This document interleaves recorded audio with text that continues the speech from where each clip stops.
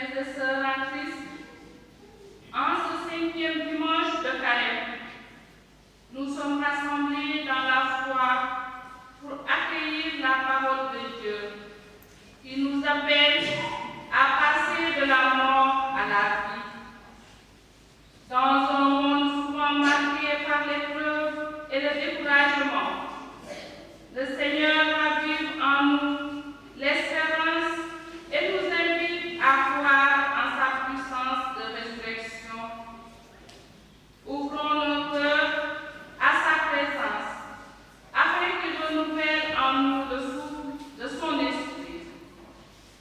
Chrétien yi sumay mbokk ci sacrifice su njébale bile nañu ñaan Yàlla mu may ñu ko mën xel ndax màggal Krista bi mi daan dégg nañu Yàlla borom yërmande nangul te àggali ñépp ñi mu woo ci wetam.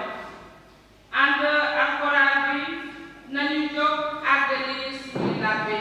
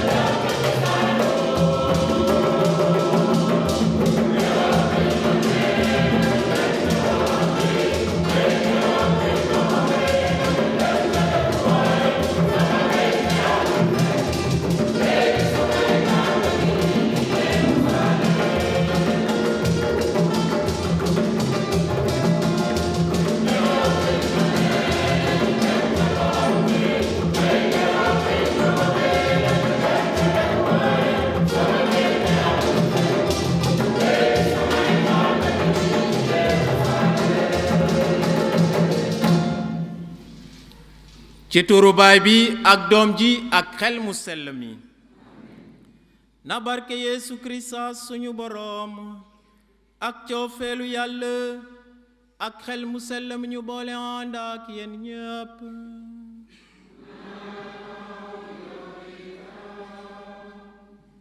mbokk yi maa ngi leen di gërëm di leen sant ndaxte tiis bu famille Sagna amoon ci 8 février yéeg nañu seen message jot nañu seen message xam itam ni ki da ngeen ñu jege ndaxte ñàkk nit ku la jege dafa metti lool waaye ni ki préface su défunt daf ñuy fàttali ne ñi gëm ci Yàlla dee gi du leen xaañ mos seen dund day soppali rekk seen jeetaay mun naa ci yokk itam day dëgëral suñu ngëm looloo waral mees bile ngir Charles Sagna, Gabriel Ndar Faye, Anne-Marie Niane, Gaston Diandi, René Diouf,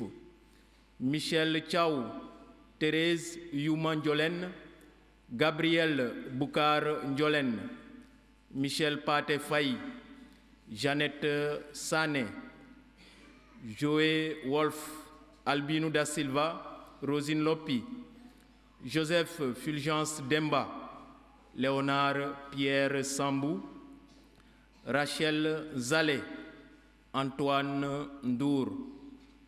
di gërëm yàlla itam ngir bésu juddoom bu dellu si ak itam lépp li muy liggéey assistance et protection pour la réalisation d'un vieux projet ñu ñaan yàlla ngir ñépp ñi feebar rawatina xale yi ne yàlla oyofel seen dund te dëgëral seen ngëm rawatina ci jamono koor gile te dibeer bi itam mun nañ ko tuddee dibeer dund ndaxte bu ci kanamay tuuti téere yu sell yi ñiy dëgg daf ñi xamal ne dund gu sell yàlla moo koy joxe ni ki Lazare mi deewoon te Yeesu tax Lazare dekki ngir bànneexu jabootam ci ndorte mees bile na njëkk a rëcc suñuy baakaar ngir ñu mën a jéebali yàlla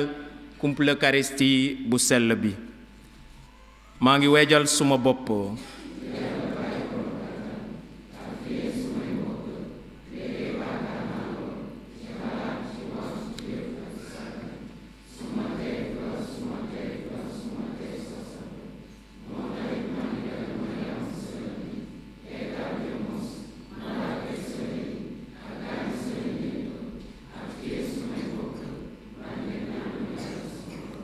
nañu yàlla borom kattan yërëm baal ñu suñuy baakaar te yóbbu ñu ca dund ga dul jeex ga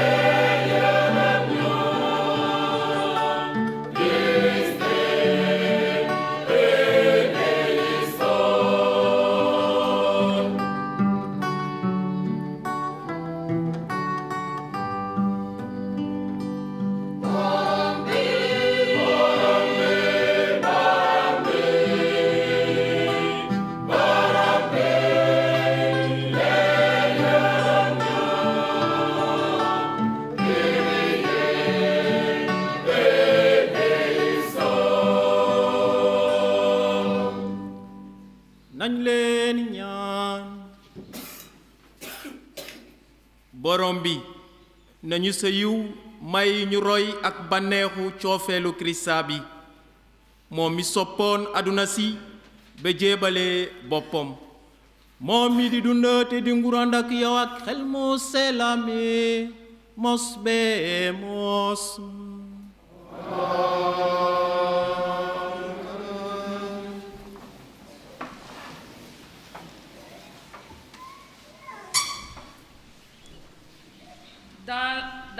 première lecture, Dieu promet de faire sortir son peuple de la mort et de lui redonner la vie par son esprit. Cette parole s'adresse à un peuple accablé, plongé dans le désespoir de l'exil. L'ouverture des tombeaux symbolise une libération profonde et un renouveau intérieur. Dieu vient briser les chaînes du péché, de la peur et du découragement. Cette promesse invite chacun à retrouver confiance en la puissance vivifiante de Dieu. Écoutons attentivement la parole de Dieu.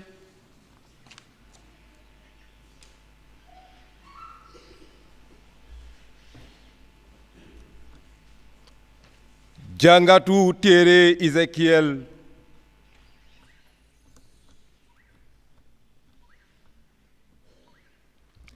lile la borom bi Yàlla wax, dinaa ubbi seeni bàmmeel te dinaa leen ci génne, ey suma mbootaay, te dinaa leen delloo ci suufu Israël. di ngeen xam ne maa di borom bi keroog bi may ubbi seeni bàmmeel te génne leen ci.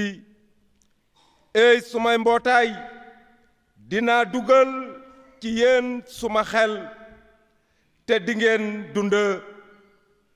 dinaa leen dalal ci seen suuf te di ngeen xam ne maa di borom bi. wax naa ko te dinaa ko def. loolu di baatu borom bi. baatu borom bi.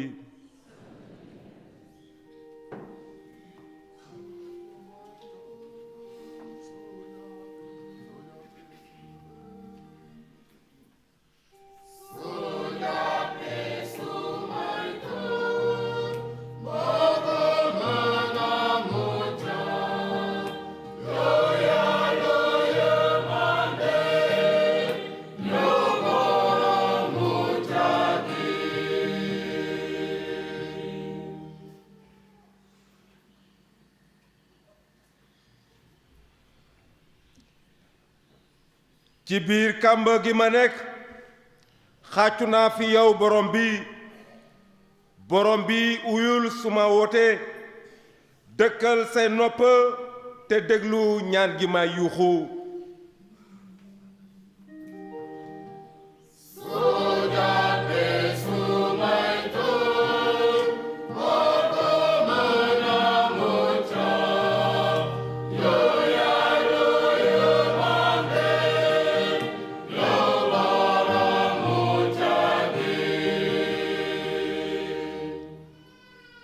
soo jàppee tooñ yi ci sa xel, moo borom bi ku mën a mucc. wande fi yow la mbaale gi nekk ngir nit ragal la.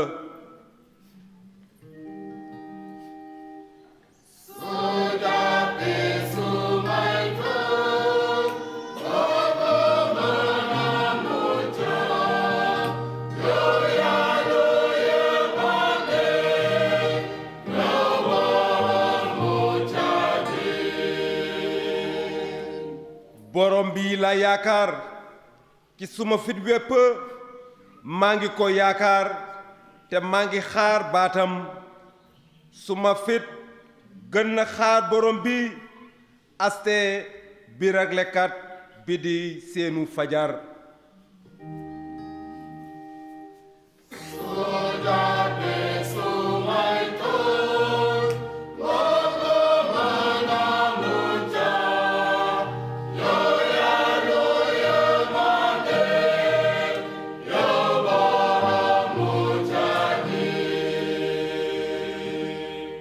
waaw ci wetu borom bi la coofeel gi nekk, ci wetam la njot gi bare, moo di joti Israël ci tooñam yi yépp.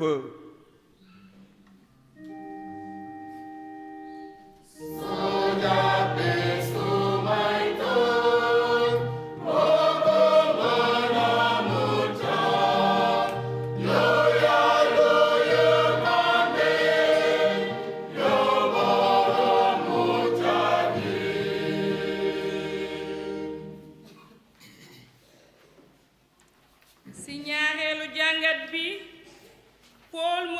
mi mu ngi defal ñamu jàngat bu am solo na mu ko àddoo waa Rome xamal nañu tey ne kenn mënul neex yàlla su fekkee ne dafa topp mbëggeelu yaramam am lépp warul doon yéene chrétien ndaxte li gën a am solo mooy xam Yeesu Krista te nangu xelam bi mu ñu may ni alal uta topp Krista suñu giiru dund te bañ ci dellu ginnaaw ci suñu jëf yu baax suñu dund ci ngëm gi war na doon tukki bu ñuy bàyyiloo lu àndul ak li ñu Yàlla di digal nañu ànd déglu.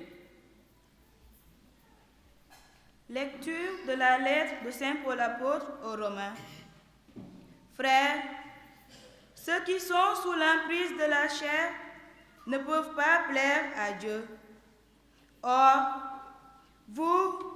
vous n'êtes pas sous l'emprise de la chair, mais sous celle de l'Esprit, puisque l'Esprit de Dieu habite en vous. Celui qui n'a pas l'Esprit du Christ ne lui appartient pas.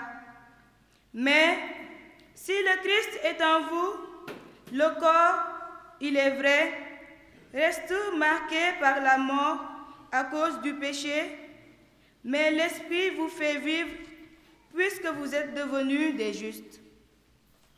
Et si l'Esprit de celui qui a ressuscité Jésus d'entre les morts habite en vous, celui qui a ressuscité Jésus, le Christ d'entre les morts, donnera aussi la vie à vos corps mortels par son Esprit qui habite en vous.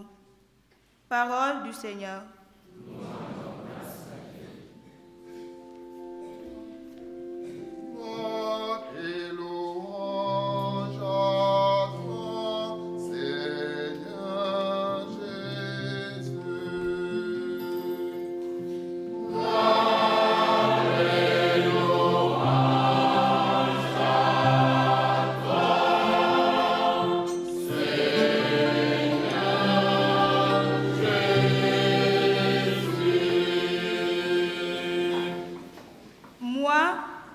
Je suis la résurrection et la vie, dit le Seigneur. Celui qui croit en moi ne mourra jamais.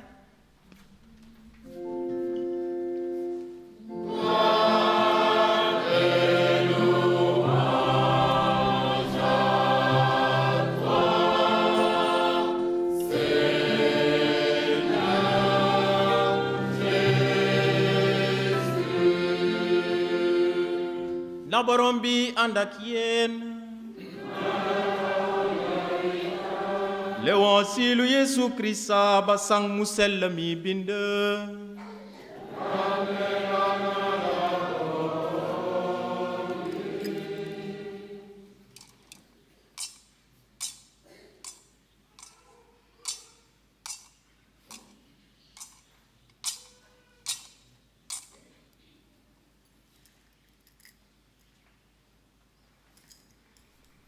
dafa amoon nit ku wopp di Lasaar waa Betani dëkku Mari ak rakkam Marta Mari moo di ki sotti woon xeeñ-xeeñ ci kaw borom bi te fompoon tànkam yi ak kawaram Lasaar mi woppoon càmmiñam la woon naka noonu ñaare ñi yónnee nañu fa Yeesu ne ko borom bi ki nga sopp wopp na ba Yeesu déggee loolu mu ne wopp boobu jëmewul ca deega ngir ndamu Yàlla la noonu ngir moom doomu Yàlla am ndam Yeesu soppoon na Marta ak Mari ak Lasaar itam ba mu déggee ne wopp na terewul mu jékkiwaat ñaari fan fa mu nekkoon ca la sooga di ne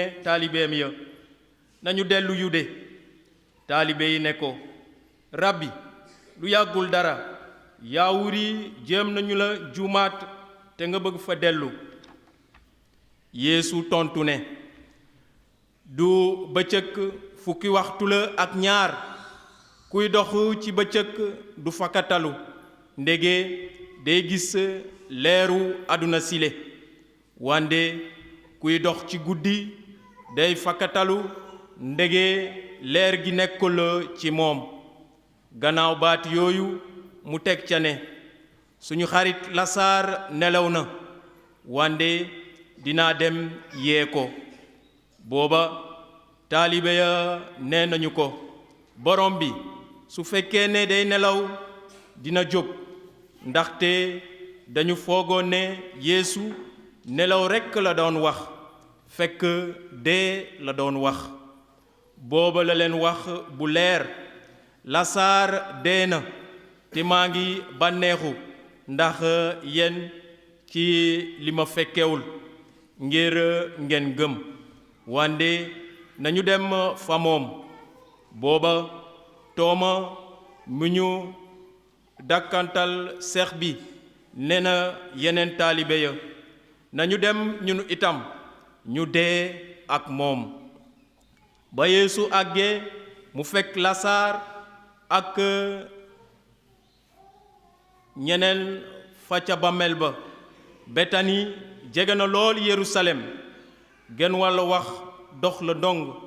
moo taxoon yaawur yu bare dikk ngir jaale si Màrt ak Mari.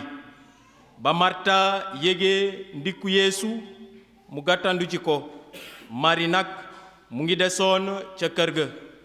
Marta daldi ne Yeesu, borom bi soo fi nekkoon suma càmmiñ du kon dee, wande ba tey xam naa ne lépp loo ñaan Yàlla dina la ko nangul. Yeesu ne ko, sa càmmiñ dina dékki. Marta netti, xam naa ne dinaa dékki ca bés ba di mujje ca dékki ga. Yeesu ne ko, man maa di dékki gi ak dund gi.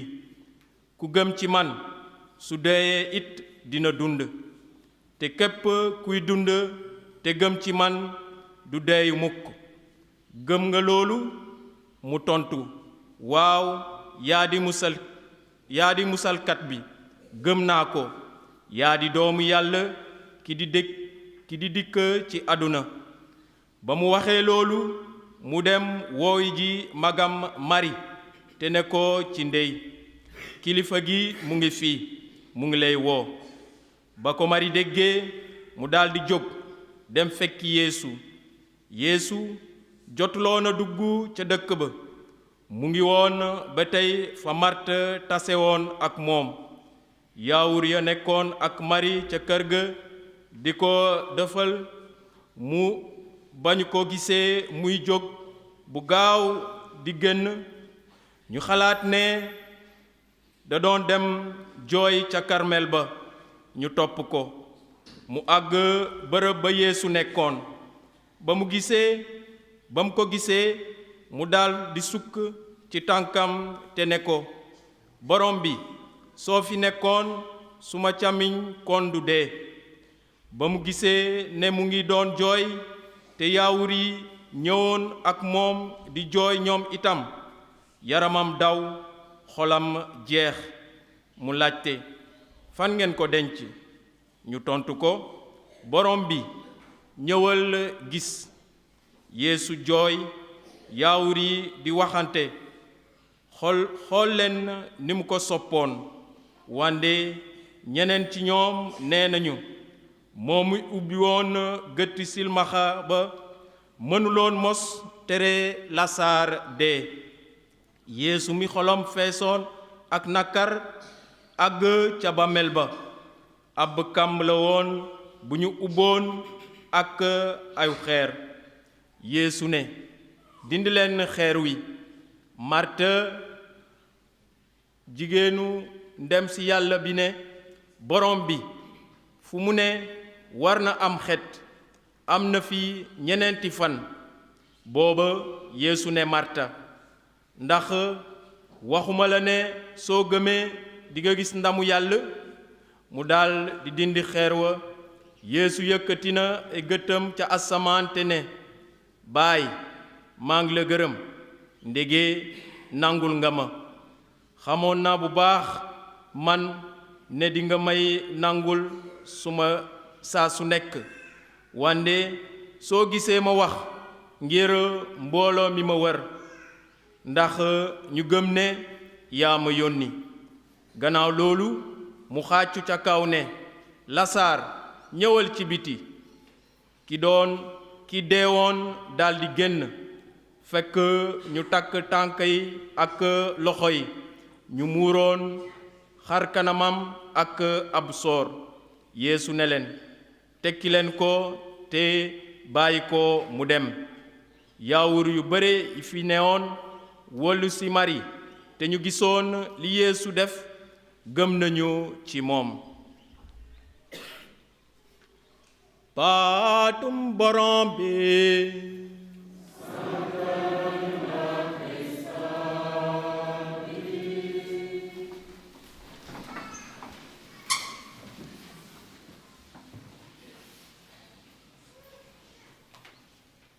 Frères et sœurs, amis croyants, chers membres de la vie montante de la paroisse Saint-Pierre de Baobab, accompagnés de la cellule de communication de la paroisse Saint-Pierre de Baobab, chers amis, Général Fulgence Ndour, René Faye, Joséphine Faye,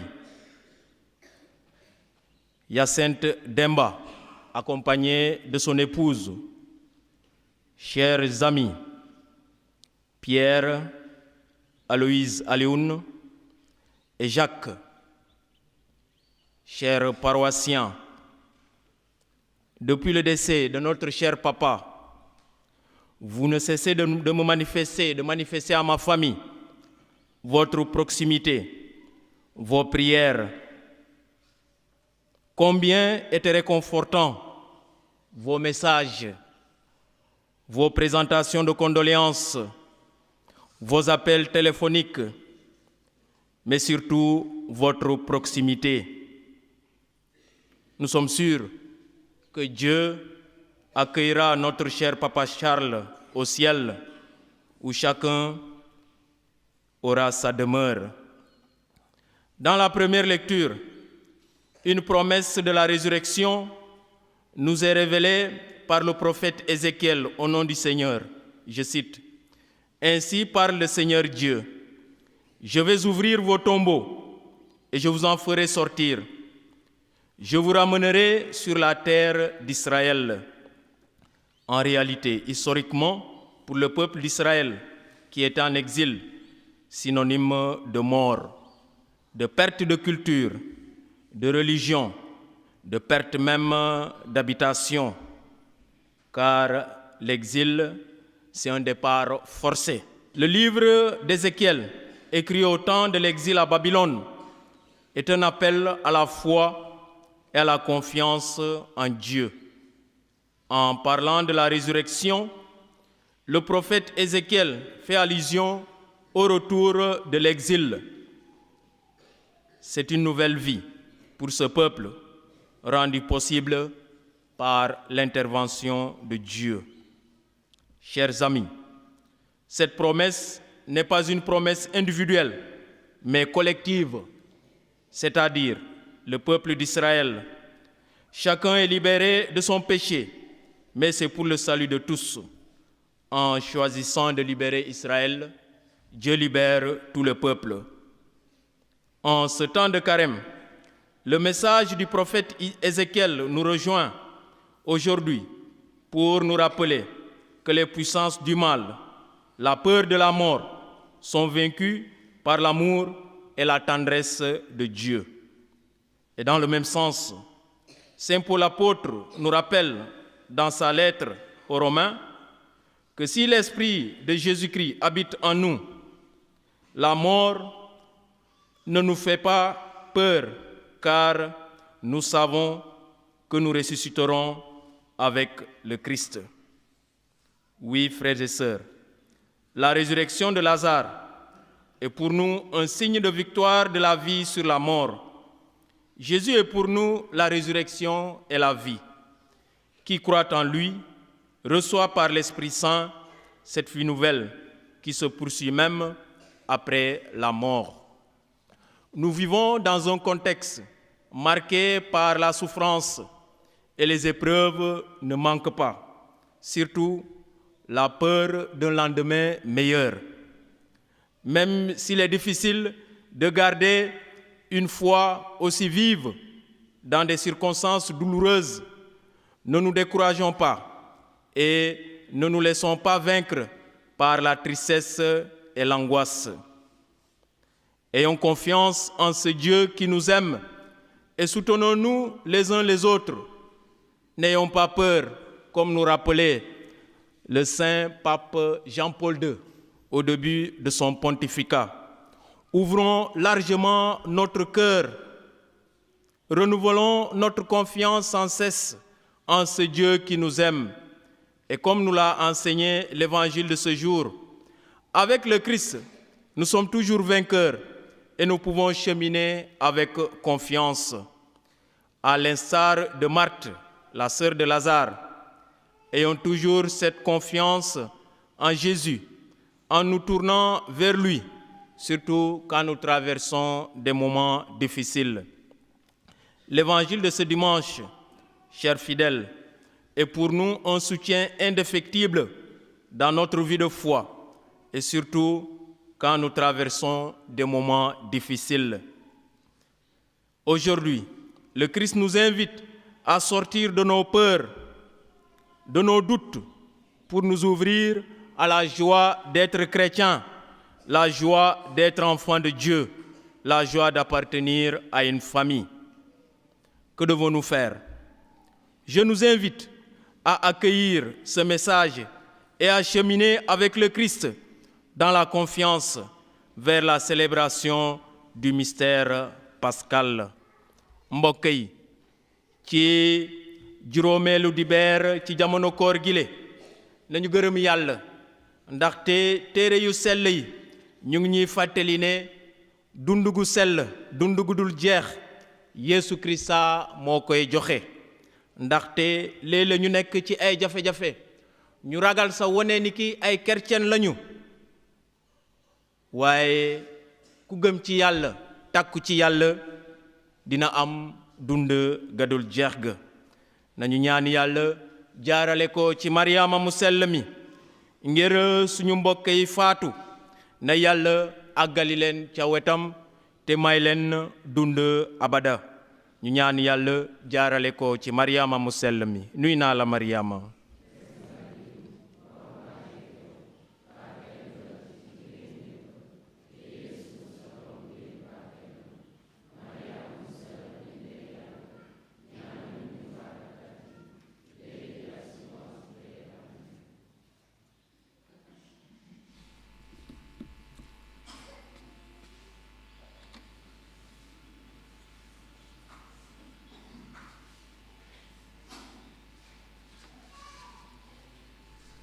mbokk yi nañu eesalaat suñu ngëm gëm naa ci Yàlla Baay borom kattan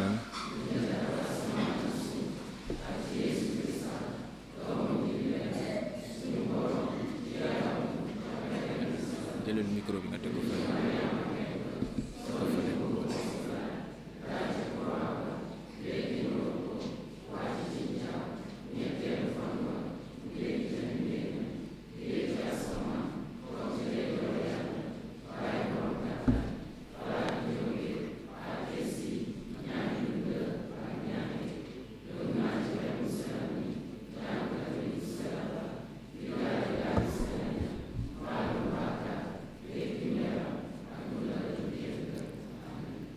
mbokk yi daje nañu file ci këru Yàlla ci jamono koor gile nañ ko dagan ngir ñun ak ñépp ñi feebar nañu ànd ñaan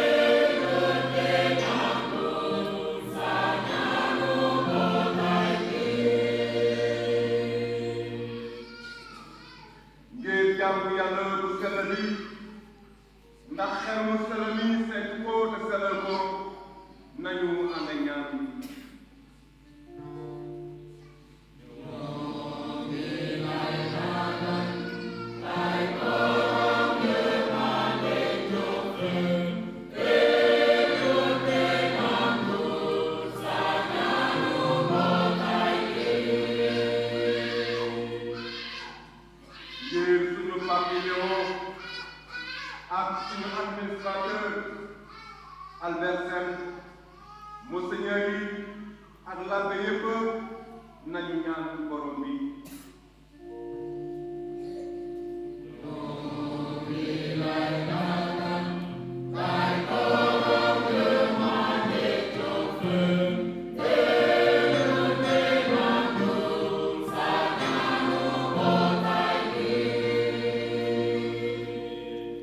ngir suñu mbokk yi feebar ndax yàlla may leen ñu muñ seeni coono ba ba ñu wër nañu ànd ñaan.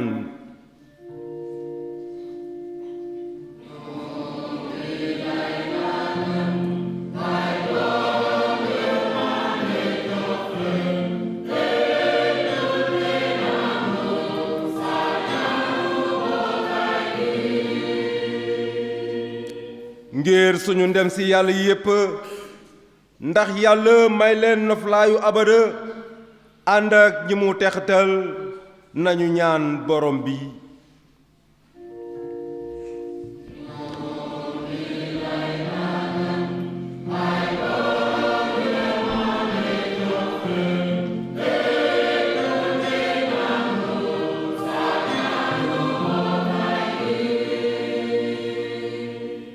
nañu noppi tuuti te ku nekk ñaan yàlla ngir jàmm ci suuf si.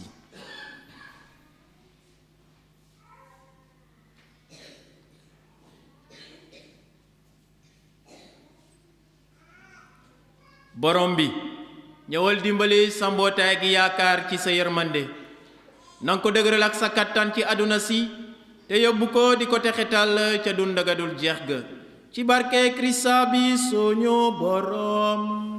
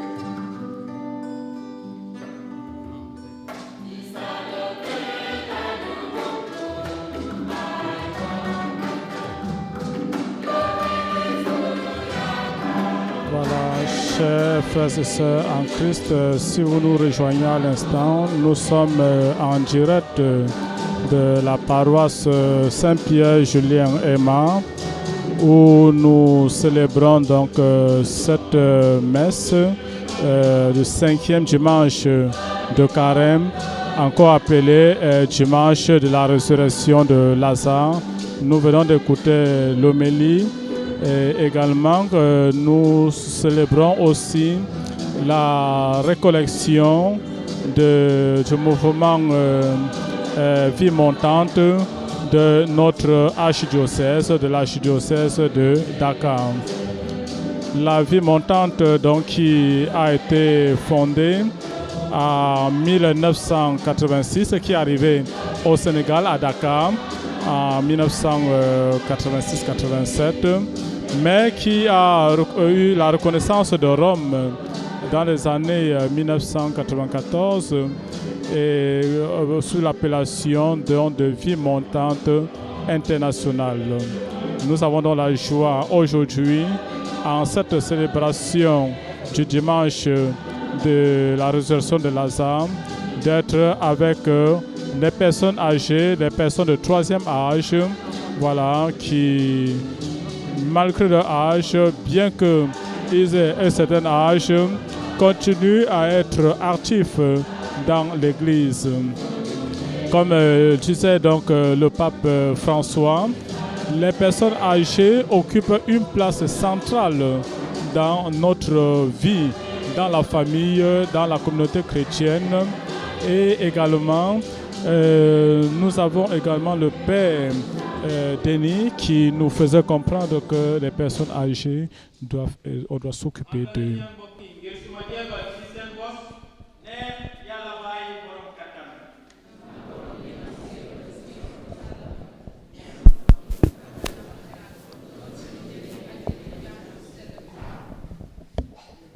borom yàlla borom kattan nangul ñaani say surga jéemantal nga leen gëm kercen na leen jéebal gile setal ci baakaar ci barke Yeesu Krista suñu borom.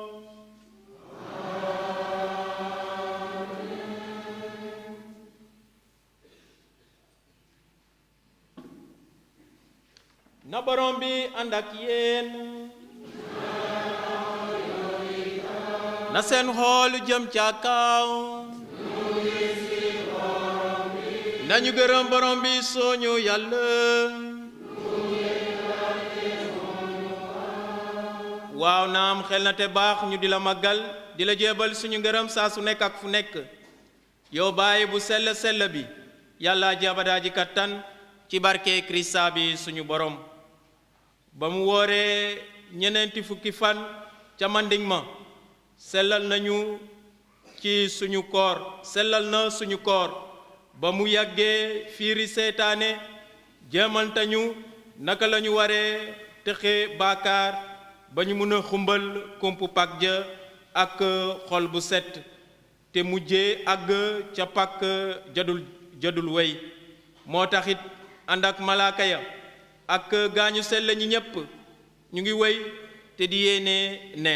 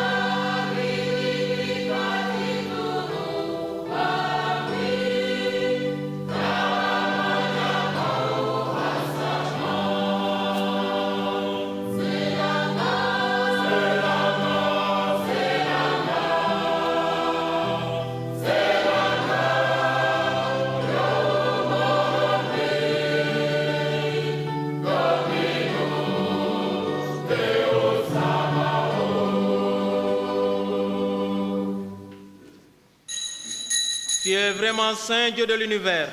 Il est juste que toute la création proclame ta louange.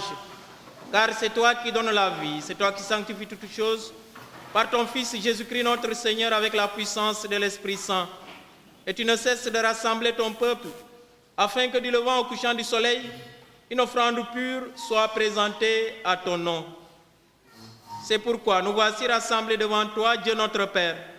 Et dans la communion de toute l'Église, nous célébrons le jour où le Christ est ressuscité d'entre les morts. Par lui que tu as élevé à ta droite, nous te supplions de consacrer toi-même les offrandes que nous apportons. Sanctifie-les par ton esprit, pour qu'elles deviennent le corps et le sang de ton Fils, Jésus-Christ notre Seigneur, qui nous a dit de célébrer ce mystère. La nuit même où il fut livré, il prit le pain. En te rendant grâce, il dit la bénédiction, il rompit le pain et le donna à ses disciples en disant: Prenez et mangez-en tous, ceci est mon corps livré pour vous.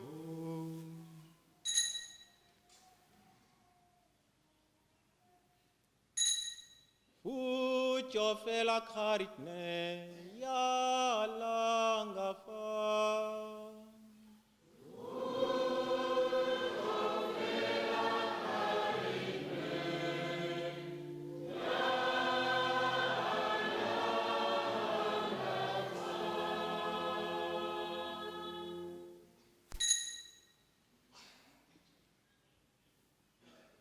De même, après le repas, il prit la coupe. En te rendant grâce, il dit la bénédiction et donna la coupe à ses disciples en disant: Prenez et buvez-en tous, car ceci est la coupe de mon sang, le sang de l'alliance nouvelle et éternelle, qui sera versé pour vous et pour la multitude en rémission des péchés. Vous ferez cela en mémoire de moi. Ensemble. Fucho fe la caritne, ya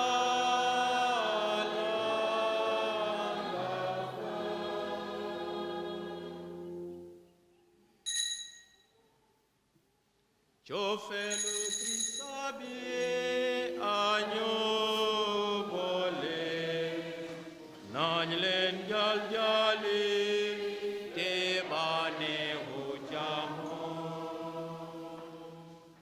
Fucho fe la caritne, ya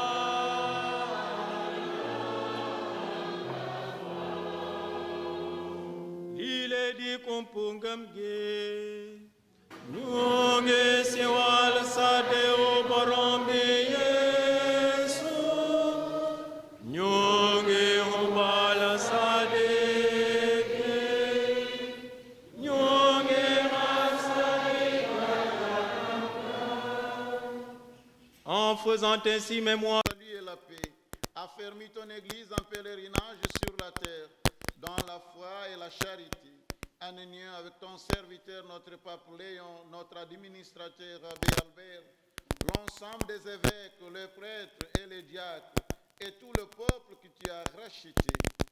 Écoute en ta bonté les prières de ta famille que tu as voulu rassembler devant toi. Dans ta miséricorde, ramène à toi, Père très aimant, tous tes enfants dispersés.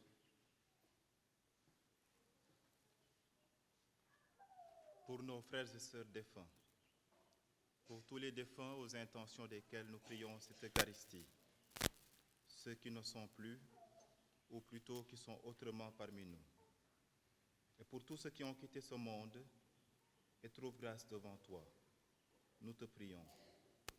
En ta bienveillance, accueille-les dans ton royaume, où nous espérons être comblés de ta gloire, tous ensemble et pour l'éternité, par le Christ notre Seigneur, par qui tu donnes au monde toute grâce et tout bien.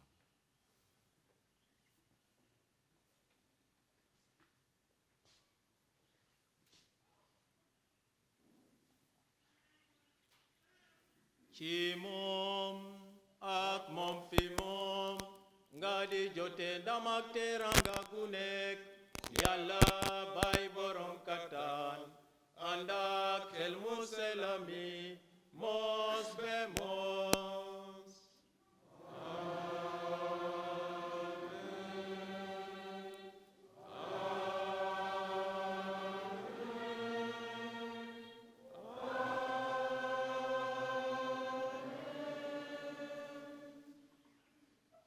gannaaw lu ñu musalkat bi jamantal ak lu ñu digal ci yàlla fam sañ nañu ñaan nile suñu baay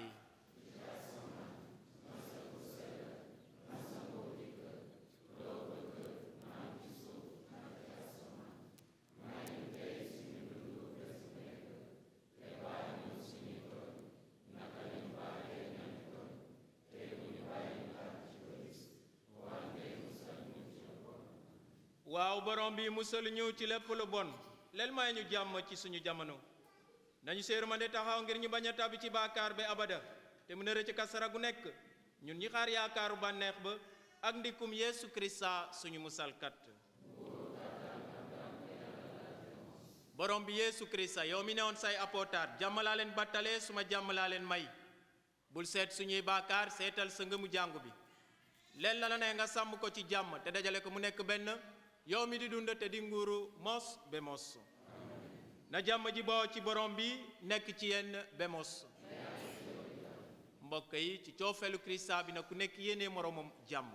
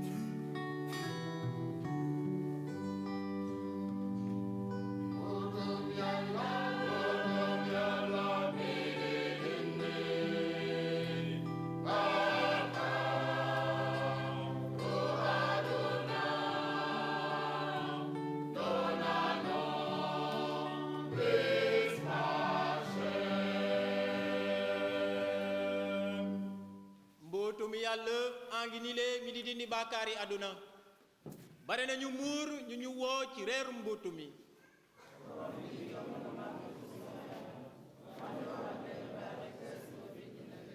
nañu yaram ak deretu Krista bi wottuñu ak jàmm soppante déggoo ba ca dundagadul jeex ga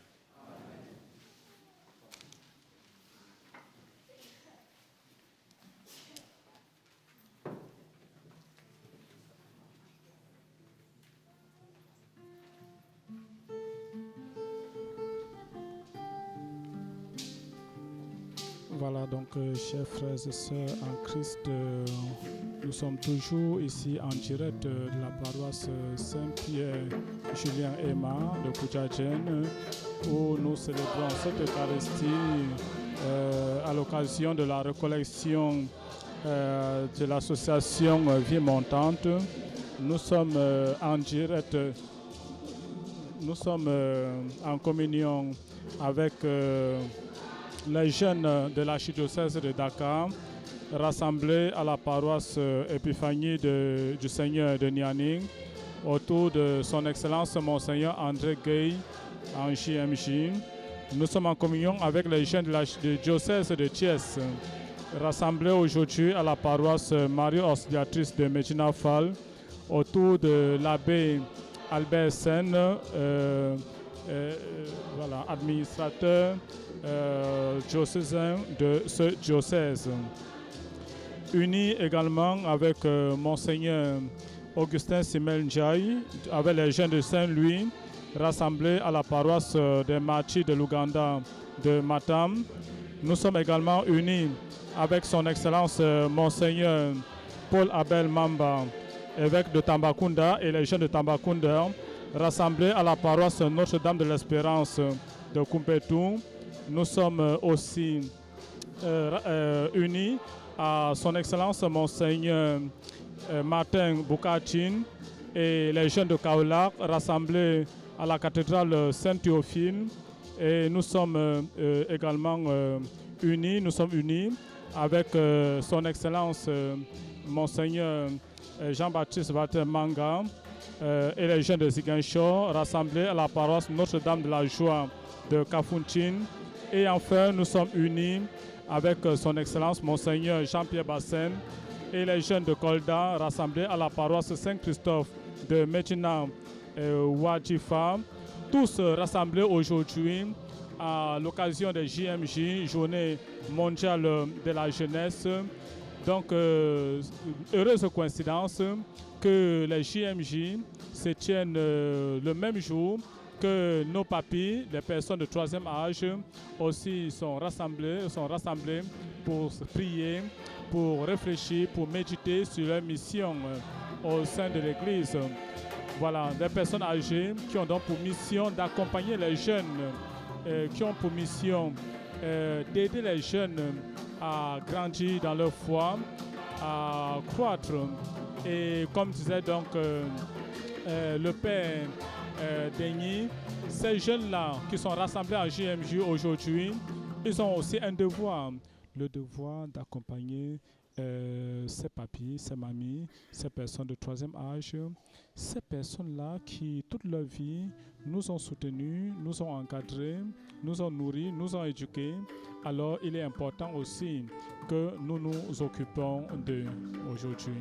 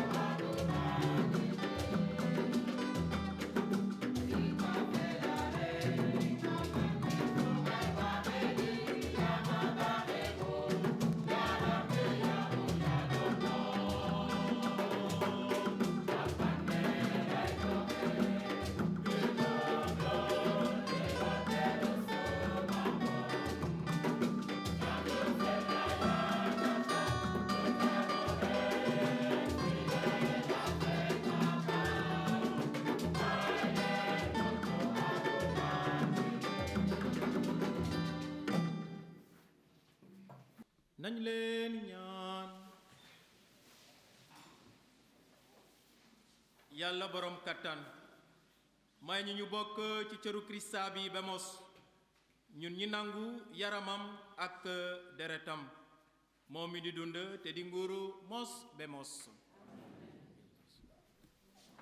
mbokk yi ay yëgle bés ñu ngi nile ñu ngi ci jamono koor, jamono ñaan, woor ak itam séddale ci jamono koor gile te loolu mu ngi am samedi bi di ñëw le 29 mars fii ci suñu paroisse à partir de 21h30 dugg bi nag téeméer rekk la pour les adultes et pour les enfants 300 francs nañu ñëw jàppale suñu chorale. Le royaume des enfants mu ngi organiser kermesse annuelle ci 9 et 10 mai 2026 fii ci suñu paroisse ñu ngi jaay déjà seen ticket tombola ci au prix de 500 francs donc loolu yépp pour jàppale royaume des enfants. Femmes catholiques yi paroisse am nañu réunion mardi bi di ñëw ci waxtu 16h fële ca grande salle na ñépp teew ñu bokk femme catholique. maa ngi delluwaat di gërëm ñépp ñoo xamante ne ñaan nañu présenté nañu condoléances jege nañu famille Sagna na yàlla nangu suñu ñaan. ma gërëm itam ñépp ñoo xamante ne taxaw nañu ngir suñu ñaan bu tey gën a neex rawatina chorale bi enfants de chœur lecteurs yi te loolu yépp na yàlla delloo ñu ko ak yiw yu bare jàmm gën a bare ci xol yi ci njaboot yi ak ci dëkk yi yépp ñu ñaan yàlla jaarale ko ci Mariama mu sell mi fàttalekul.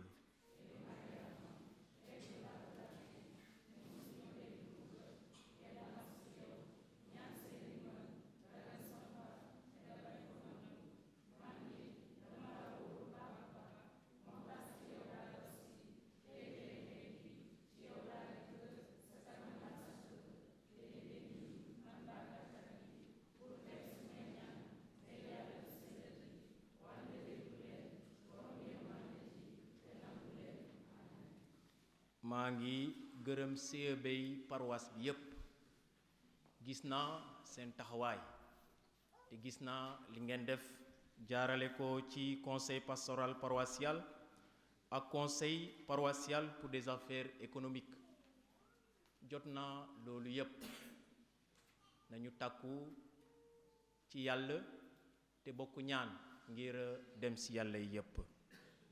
Corkat merci.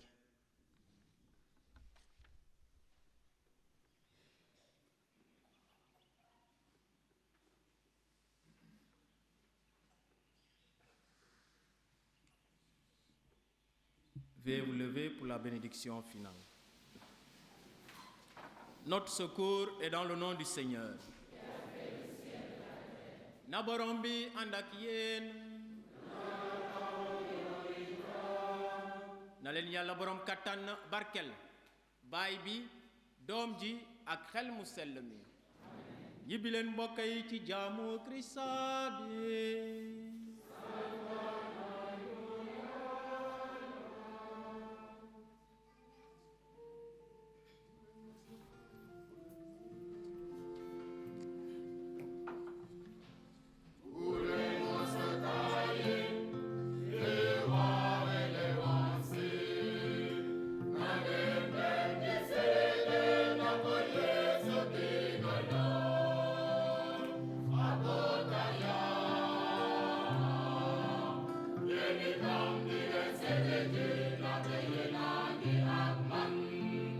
Yeni tam giden sene